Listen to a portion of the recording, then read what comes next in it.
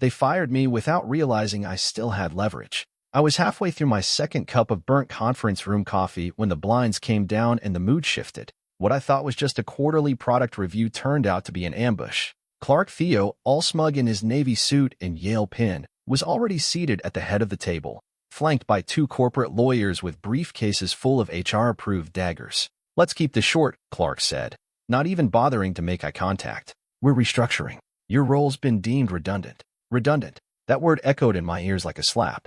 After 6 years of building the damn backbone of their energy optimization platform, I was now redundant. "I see," I managed to say, even though my heart was racing. No prior discussion, no warnings. Just like that, one of the lawyers slid a beige folder toward me. "Your severance package. Standard terms. You'll need to sign and return it by Friday." They really thought I was going to go quietly. I flipped open the folder and barely skimmed it. The usual non-compete language. A pathetic severance amount. Silence hung heavy as they waited for me to erupt or beg. Instead, I stood slowly, glanced at the security guard who'd quietly posted up by the door, and nodded. "Mind if I pack my office?" Clark gave a tight smile. "We've boxed it up for you."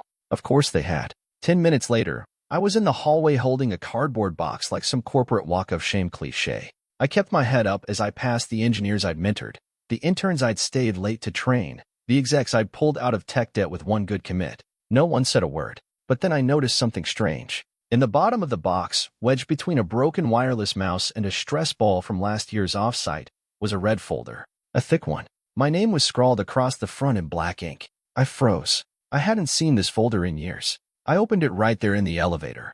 Inside were old hard copies, architecture sketches, handwritten notes, and, most importantly, a signed joint development agreement dated 6 years back. My name was on it. So was Harold Grafton's, the former CEO who'd stepped down 2 years ago. Clause 9.3 jumped out at me.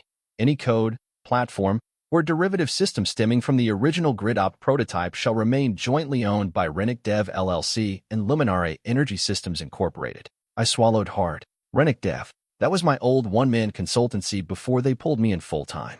I'd forgotten I even had a company name back then. The code they were using, GridOpt, was born from that original prototype. I didn't just build it. I owned it, or at least half of it.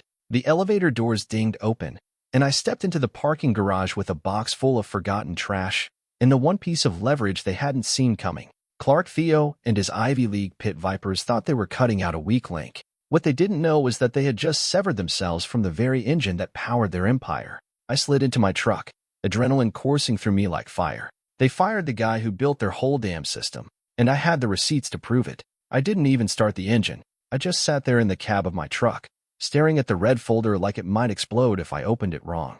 My hands were still shaking, not from the firing, though that stung like hell, but from the jolt of possibility starting to crawl into my brain. I flipped the folder open again and pulled out the agreement. It was real, black ink, dated signatures, even the company header from when Harold was still CEO. We both signed it on a Thursday night, I remembered, after demoing the early version of GridOpt on his busted office desktop. Back then it was barely a rough script of energy allocation logic and prediction models. Nothing fancy, just efficient. Harold had leaned over and said, "If this ever takes off, you get your half. Fair is fair."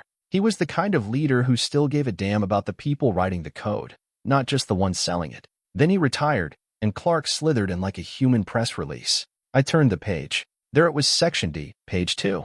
All intellectual property pertaining to core optimization architecture, including but not limited to load distribution logic, predictive grid modeling, and real-time allocation algorithms, shall be recognized as joint property between Harold Grafton and Rennick Dev LLC.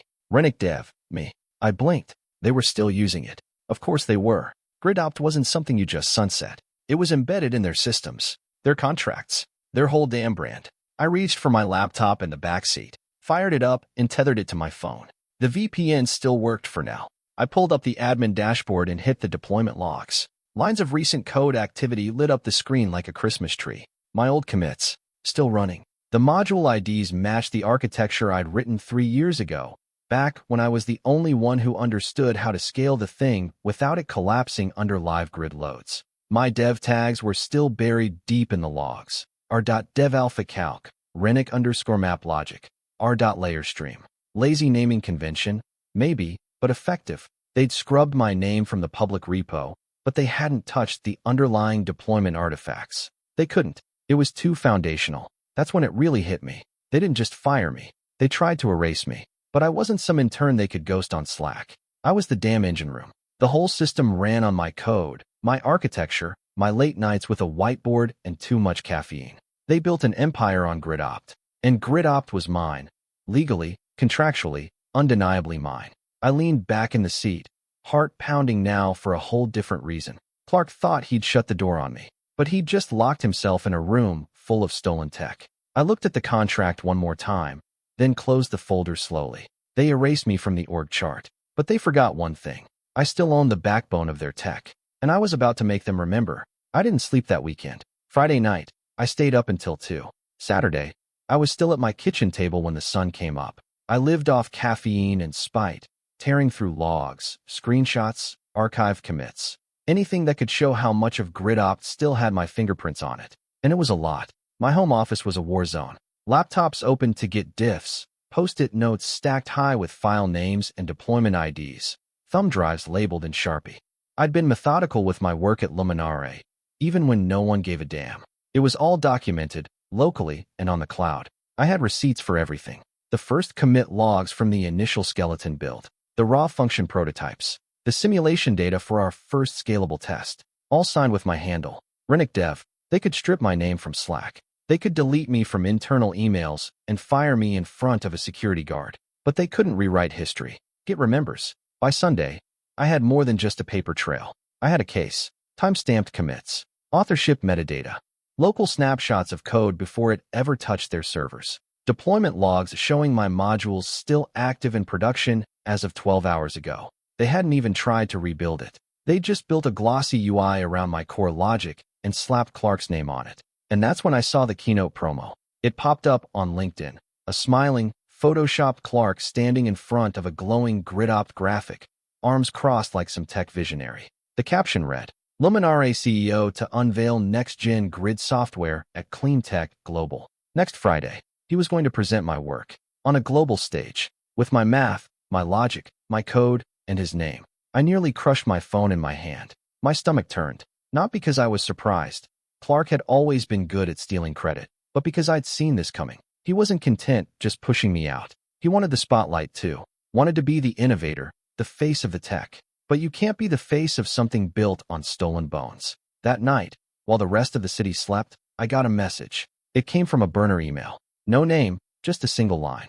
They're scrubbing your name from the repo. Git history is locked, but I saved the old commit logs. I'm done being part of this. Attached was a zip file. I downloaded it instantly, and there it was. Proof. Every commit made over the last 6 years. Authored by me. Time-stamped. Tagged. Including the one where Clark had merged a hotfix and left a comment. Final cleanup before press preview. Remove all references to Renick. That son of a bitch. I stared at the screen, jaw clenched. Somebody inside had saved me. Someone who wasn't okay with the cover-up. I didn't know who yet, but they'd given me a weapon, and I knew how to use it. GridOpt wasn't just code. It was blood and sweat and too many nights spent rewriting logic because someone upstairs didn't understand how power flow actually works. It was a part of me, and Clark was about to walk onto a stage and call it his. I sat back in my chair and looked at everything I'd gathered. The contract, the deployment logs, the code archive, the anonymous whistleblowers file. He had the suits, the stage, but I had the truth. And soon, everyone else would too. This wasn't about getting my job back anymore. This was war. By Monday morning, I had a folder thick enough to sink a lawsuit into anyone's lap. That's when I called Patricia. I'd met her years ago during a brief stint consulting for a defense contractor. She'd handled their IP. Brilliant, razor sharp, with zero patience for corporate bull. I still had her number, tucked away in my phone under P. Barnes, legal kill switch. I called. She picked up on the second ring. Renick? She said. Haven't heard from you in a while. What's burning? GridOpt, I said. I just got fired. But I have a signed agreement from the former CEO that gives me joint ownership of the core software, and proof they're still using my code. There was a beat of silence. Then, send me everything. I'll call you in 2 hours. An hour and 47 minutes later, she called back. This case is airtight, she said. They're using code they no longer have exclusive rights to. They've erased attribution, violated terms of the joint development agreement, and, if your timestamps hold, committed digital IP fraud. We can sue them for everything. I exhaled. But, She added, I know you, Rennick. You didn't call me just to file a lawsuit. She was right. I had a bigger idea. What if, I said, instead of dragging them through court for 2 years, we sell my half of GridOpt to someone who'd love to shove it down Clark's throat? Patricia chuckled. Now we're talking. That afternoon, I reached out to Ardent Global. They were a European firm, up and coming in smart infrastructure. They'd been trying to break into the U.S. energy sector for years, but couldn't compete with Luminare's dominance. Until now, I didn't cold email them. I went straight to their CTO, a guy named Lucas Braun, who I'd met at a conference back when we were both nobodies pitching optimization models to skeptical city planners. I'd helped him debug a power routing simulation on a napkin once. He remembered. Rennick? He said when he picked up. To what do I owe the surprise? I have something Luminare's been using illegally, I said. GridOpt. My half of it. I'm offering exclusive rights, tech walkthrough, documentation, and a demo. You interested? There was a pause. Where are you? He asked. California. Can you be in Zurich by Thursday? Already booking the ticket, I said. The next 2 days were a blur. Patricia drafted licensing terms, double-checked the clauses, prepped the provisional filings. I cleaned up the demo package, cutting out the Luminare branding, restoring the modules with my original names, bundling the backend logic with a fresh UI I slapped together in Python just to make it run clean. Thursday morning, I landed in Zurich. I walked into Ardent's glass tower downtown with a thumb drive, a printed copy of my contract, and a fire in my chest. The lobby receptionist offered me coffee. I declined. By the time I reached the top floor, Lucas was waiting with his CTO team and legal counsel already seated. I plugged in my laptop, connected the demo environment, and launched the GridOpt sim. For 20 minutes, no one said a word. They just watched as my software outperformed their best by 17% in peak load efficiency, reduced dropouts by half, and realigned distribution patterns on the fly using predictive logic Clark didn't even understand. Then I said the words that sealed the deal. Luminare no longer has legal rights to use this system. But I do. Lucas looked at his team, then at me. We'll draw up terms by tonight, he said. Not just licensing. We want partnership. We want to take this public. I nodded. They thought they'd buried me, I said. He smiled. Looks like you brought a shovel of your own. I didn't wear a suit to the meeting in Zurich. I wore what I always wore when I wanted to get something done, black button-down, jeans, and boots that had been through more battles than most of the guys in that conference room. If they wanted a polished salesman, they could go back to Clark. I was here to show them what real engineering looked like. The Ardent team filled the room. CTO, senior engineers, legal, 2 board members. Lucas stood at the head of the table, arms crossed, face unreadable. I nodded once, plugged in my laptop, and launched the simulation. Let me walk you through how GridOpt actually works, I said. Not the fluff Luminare puts on slides. The real bones. The screen lit up with the grid layout of a fictional U.S. metro zone. Power demand, predictive analytics, weather-based rerouting. Everything recalculated live, second by second, the way I designed it 2 years ago. Real-time adaptation, I said, switching windows. Watch what happens when 3 substations go down. On screen, demand jumped, but the software adjusted instantly, rerouting power to maintain stability. The city stayed lit. Lucas leaned forward. This is live. I clicked to show the backend data logs. Every kilobyte. No fake numbers. This is running on my laptop, with no cloud backend. The CTO muttered something to the engineer next to him. I didn't catch it, but I caught the expression, half awe, half panic. Like someone had just realized their in-house team couldn't come close to this. I kept going. GridOpt predicts failure zones based on machine learning from 7 years of anonymized grid behavior. I wrote those predictors myself. They're baked into the logic. Luminare's current software still uses this exact structure because they can't afford to change it without breaking everything. I pulled up the Git logs. Here's where my name used to be, Rennick Dev, and here's where they started scrubbing it. But Git keeps history. I paused, letting that land. Then I hit them with the contract. 1 slide, 1 clause, highlighted in yellow. Joint ownership agreement, dated, signed, and legally valid. They fired me without terminating the agreement. They're using proprietary software they don't own. And now I'm offering it to you. Silence. Then Lucas leaned back in his chair, looked at his CTO, and said, tell me what it would take to deploy this in the top 10 U.S. metros. The CTO blinked. Less than we thought, if this is plug and play. It is, I said. I'll provide full documentation, ongoing support, and exclusive licensing. But I want a real partnership, not just a check. What's your ask? Lucas said. Exclusive deployment rights in North America, I said. 50-50 revenue share. I lead the engineering team for U.S. infrastructure, and I want this announced before Luminare's keynote next Friday. The board members exchanged glances.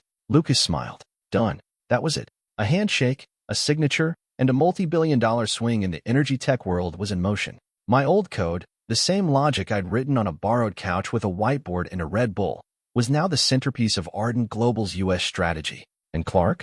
He was about to walk on stage next week and talk about technology he no longer had the rights to use. I couldn't wait to see his face. I updated my LinkedIn profile before I even left the hotel lobby in Zurich. Co-creator of GridOpt, founder, strategic tech partner at Ardent Global. No emojis, no fluff, just facts. Then I uploaded a simple banner image, the GridOpt UI overlay on a US metro map, Ardent's logo in the corner. Underneath, I added a line that would become legend. Fired on Friday. Still on the code on Monday. Attached a screenshot of the contract, redacted for names, but not the key clause. Posted it. Hit publish. And then I waited. I didn't have to wait long. It started with a dozen likes, then a few comments, then reshared. Again and again. By the time I got on the plane home, my phone was melting. 4 hours into the flight, I had 3 interview requests, one from Wired, one from TechCrunch, and one from a podcast I used to listen to while pulling all-nighters. By the time we touched down, I had 5 DMs from VCs, 2 from former Luminare engineers, and 1 from a senator's aide. The post had gone nuclear, but the real explosion came 12 hours later. A verified account tagged me on X, formerly Twitter, linking to a leaked Slack thread from inside Luminare. Clark, Rennick's a cockroach. We'll bury him with silence. Product lead. Should we actually be using the code if he has ownership? Clark, shut it down. Scrub everything with his name before the keynote. He won't touch us. He's broke and irrelevant. That thread? It hit the front page of Reddit within the hour. r/technology. r/legal advice. Even r/fuck around Dan found out.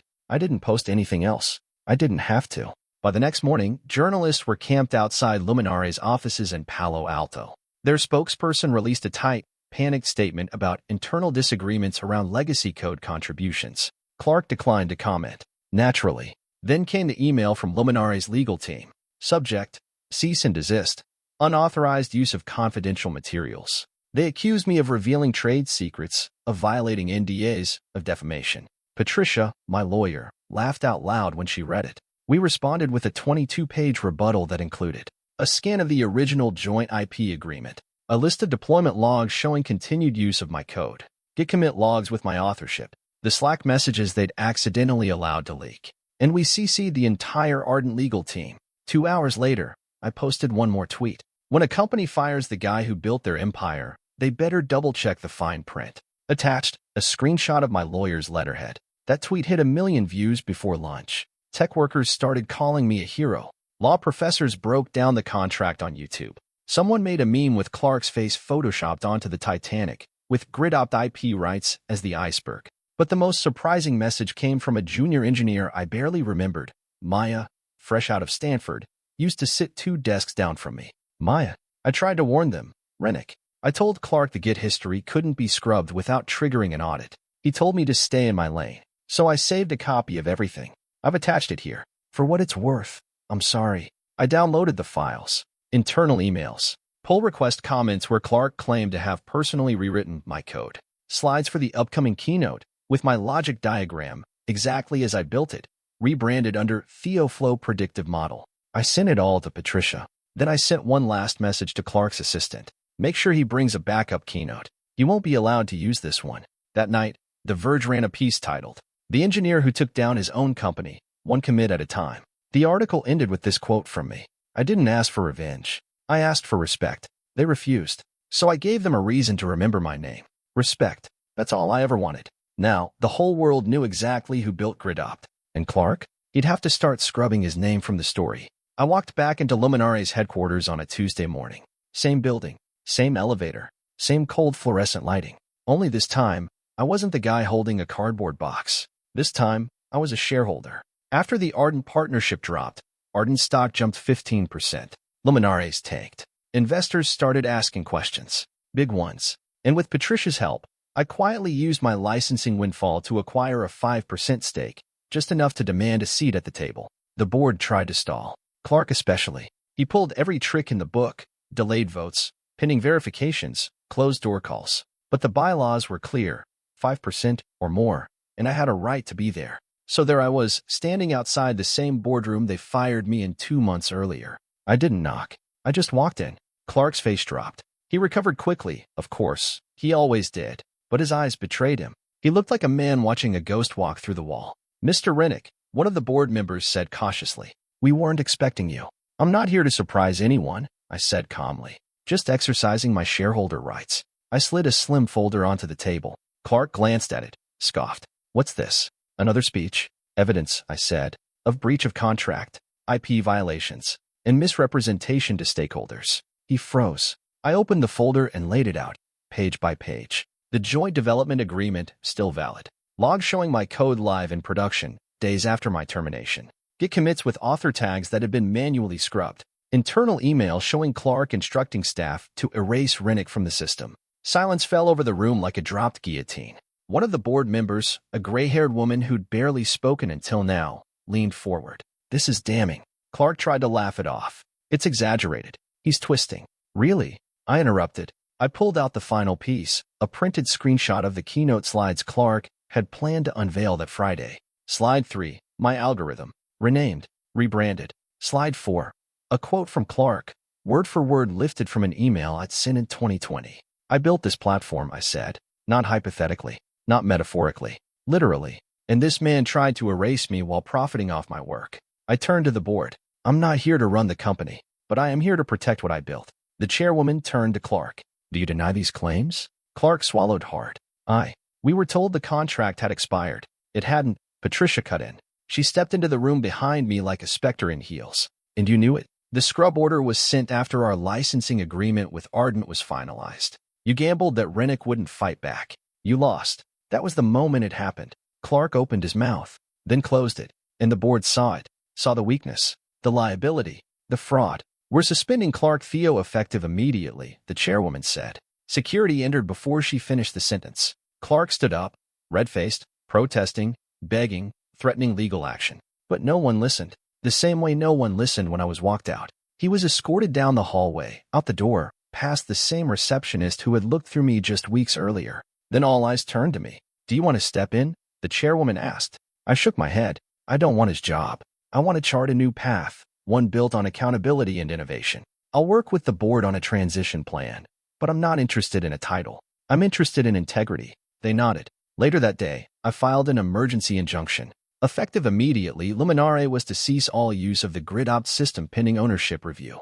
That meant their entire Grid software line, every demo, every deployment, went dark. Same boardroom, different man escorted out. And this time, I was the one holding the keys. They say revenge is a dish best served cold. But honestly, mine came piping hot, with press releases, investor calls, and a funding round that dropped jaws across 3 continents. The day after Clark was escorted out, I formally launched my own company, Woven Gridworks, lean, independent, built on my original architecture, backed by $500 million in capital, thanks to Ardent and 2 other international firms who had watched the Luminare scandal unfold like a corporate soap opera and decided I was the safest bet in tech. We didn't just move fast, we moved right. I didn't hire execs with inflated resumes and gold watches. I hired the engineers Clark ignored, the ones who'd stayed late, gone unseen, fixed the systems that shouldn't have worked, but somehow did. I brought in ex-Luminare devs, whistleblowers, even interns who'd messaged me privately after my LinkedIn post went viral.